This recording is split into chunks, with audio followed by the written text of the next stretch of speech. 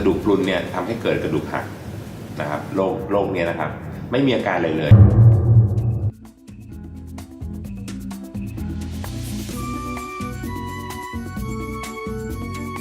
อาจจะสังเกตได้อาทิเช่นถ้าเกิดว่าเมื่ออายุมากขึ้นแล้วความสูงลดลงครับแต่ความสูงลดลงบางครั้งอาจจะเป็นจากเหตุอื่นก็ได้นะครับอาทิเช่นถ้าเกิดว่ามีข้อเข่าเสื่อมและเข่าโก่งมากขึ้นนะครับแต่ว่าถ้าเกิดว่ากระดูกสันหลังยุบเนี่ยก็ทำให้ความสูงลดลงได้ครับ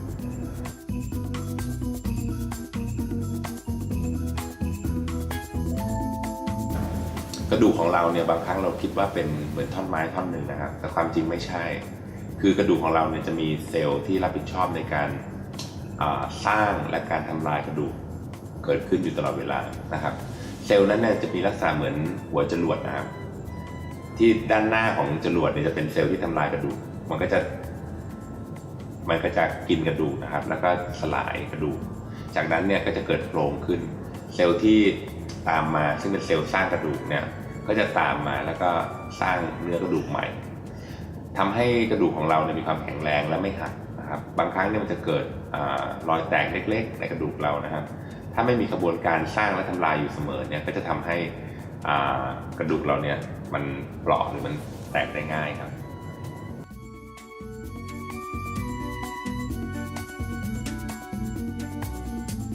เมื่อเราอายุมากขึ้นนะครับคือปกติในการสร้างและทำลายเนี่ยมันจะสมดุลกันก็คือสร้าง1ส่วนทำลาย1ส่วนทำลาย1ส่วนก็สร้างกลับมา1ส่วนแต่เมื่อเราอายุมากขึ้นโดยเฉพาะในผู้หญิงนะครับเมื่อฮอร์โมนเอสโตรเจนเนี่ยลดลงหรือหมดลงไป